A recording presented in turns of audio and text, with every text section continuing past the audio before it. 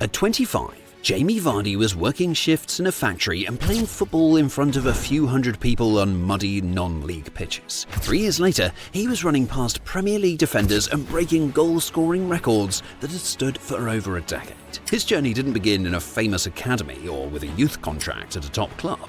It began after being released at 15 while balancing football with long workdays, illegal setbacks, and a future that had nothing to do with stadium lights. Yet, step by step, through lower leagues, late-night training sessions, and one record-breaking move that no one expected to work, Vardy went from playing part-time football to becoming one of the most dangerous strikers in England's top division. So, how did a player once tagged with a curfew end up leading the line for a Premier League winning team and scoring in 11 straight matches?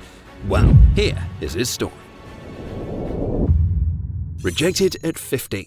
So, for most young players in England, getting into a professional academy is the first real step toward becoming a footballer. But for Jamie Vardy, it was where the road stopped. At the age of 16, he was released by Sheffield Wednesday's youth system. Coaches felt he was too small to compete at a higher level, and without the physical presence they were looking for, his chances of progressing through the academy structure disappeared almost overnight. Now, once a player is let go at that stage, returning to that pathway becomes extremely rare. And with no professional contract and no academy to report to, Vardy's focus shifted to local football. He joined Stocksbridge Park Steels, a non-league side competing in the 8th tier of English football. Matches were played on tight schedules, often in front of modest crowds, with players balancing football alongside full-time responsibilities outside the sport.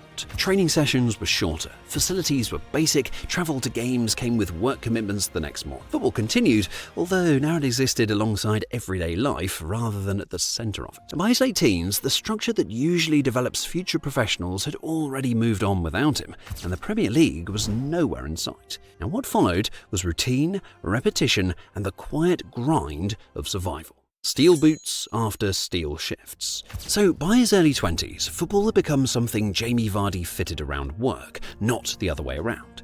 During the day, he was employed in a factory that produced medical splints, working long shifts that often left little time for recovery. Evenings were reserved for training with Stocksbridge Park Steels, followed by matches on weekends across non-league grounds scattered around the country. Schedules were tight. Some training sessions began shortly after his workday ended, which meant arriving straight from the factory floor to the pitch. The match days came after full weeks on his feet, with travel and kick-off times arranged around players who held full-time jobs outside the sport.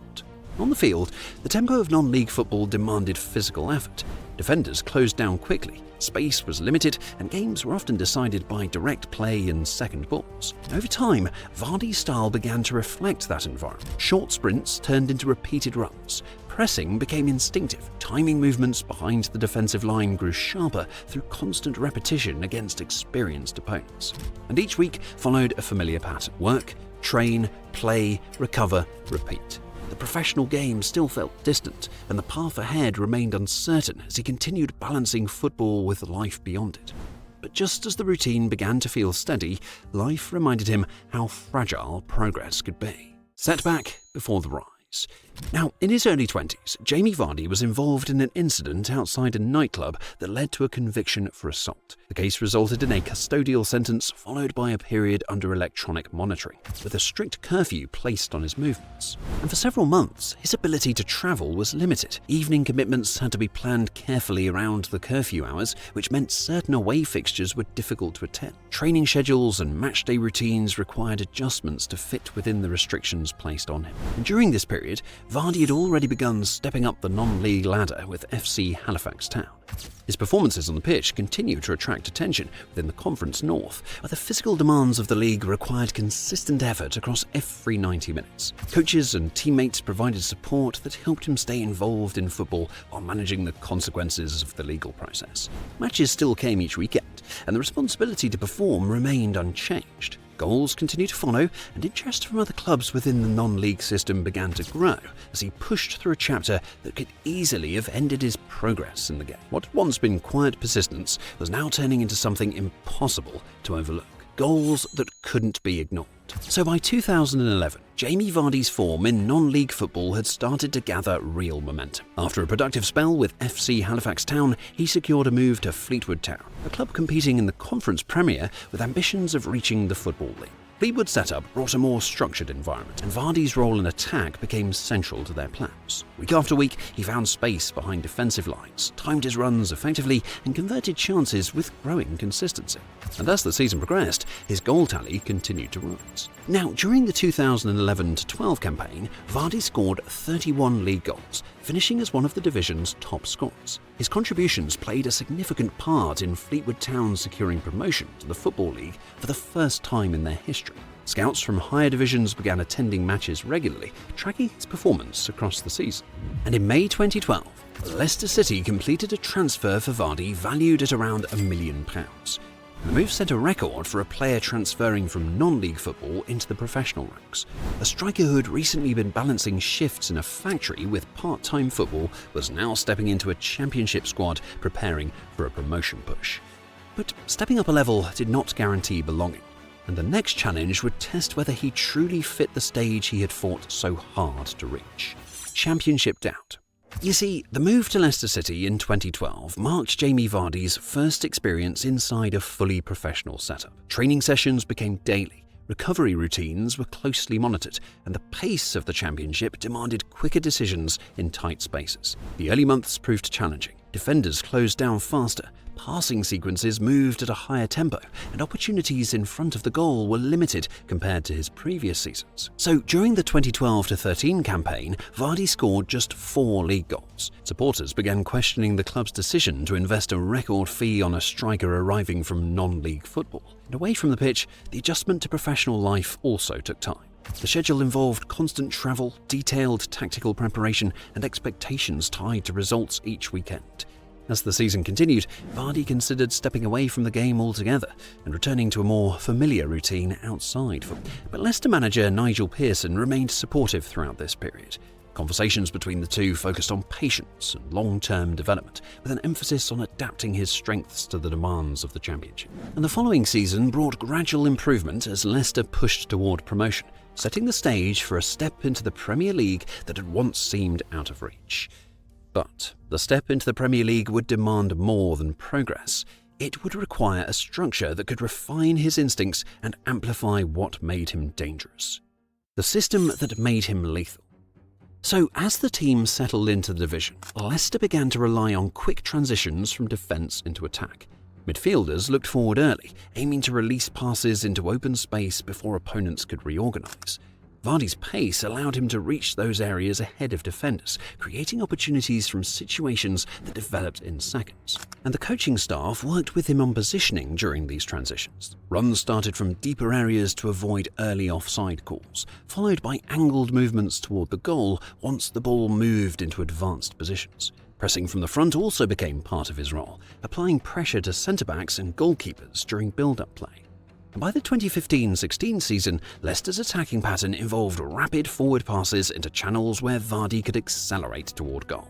Each successful run increased confidence within the squad, and opponents began tracking his movement more closely during matches. Opportunities continued to appear during these transitions, setting the stage for a sequence of performances that would soon attract attention across the league. So by November 2015, Leicester City had found a rhythm in the Premier League, and Jamie Vardy's movement in attack had become a regular feature of their match days. Each week, he looked to break into space behind defensive lines, timing his runs to meet forward passes played early from midfield.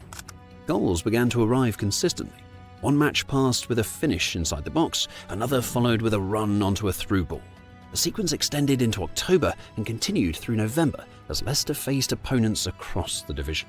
And during this stretch, Vardy scored in 11 consecutive Premier League matches.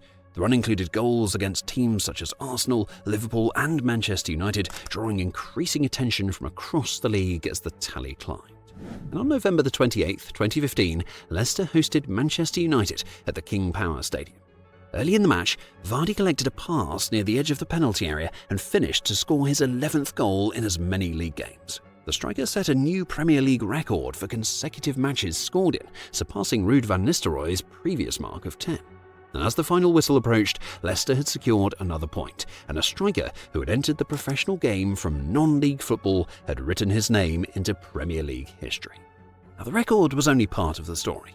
The weeks that followed would test whether this surge of form could carry Leicester from surprise contenders to champions. From factory to glory.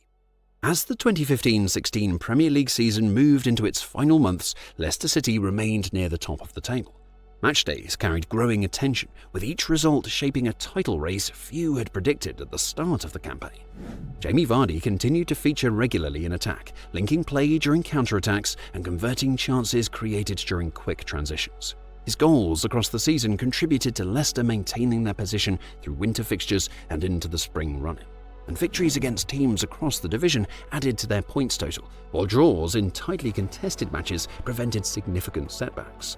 And by late April, Leicester required only a few more results elsewhere to confirm their standing at the summit. On the 2nd of May 2016, following Tottenham Hotspur's draw with Chelsea, Leicester City were confirmed as Premier League champions. The title marked the club's first in the top flight and concluded a season that had seen them finish ahead of established contenders. And for Vardy, the campaign ended with 24 league goals and inclusion in the PFA Team of the Year. 4 years earlier, he had transferred from non-league football into the Championship. Now he stood as a title-winning striker in England's highest division. But he wasn't done. The Golden Boot at 33. Across subsequent campaigns, he continued to lead Leicester's attack. Movement into channels remained part of his game, along with pressing from the front during build-up phases. Goals arrived through one-touch finishes, breakaway runs, and close-range chances created inside the penalty area. During the 2019-20 Premier League season, Vardy's scoring record placed him among the division's leading forwards once again. Week by week, he added to his total through matches against teams competing across the table. By the conclusion of the campaign, Vardy had scored 23 league goals, earning the Premier League Golden Boot. At 33 years old, he became the oldest player to receive the award since the competition's rebranding in 1992. So years after moving from non-league football into the professional game, he remained central to Leicester's attacking plans as one of the division's leading scorers heading into the following season. And as seasons passed, his journey began to stand out across the wider football landscape. Younger players coming through lower divisions often referenced his rise when discussing their own ambitions within the game. Clubs across England continued scouting talent beyond traditional academy systems, with non-league football receiving increased attention from professional teams. Vardy's move from Fleetwood Town to Leicester City remained one of the most prominent examples of a player progressing through that pathway into the Premier League. And within Leicester's squad, his experience contributed to leadership on and off the pitch. Match preparation, recovery routines, and communication during games reflected years spent adapting to different levels of competition. Training sessions involved players who had joined from various backgrounds, many of whom viewed his career path as a reference point for persistence within the sport. Supporters regularly associated his story with the club's 2015-16 title season, linking individual progress with one of the most significant achievements in Leicester City's history.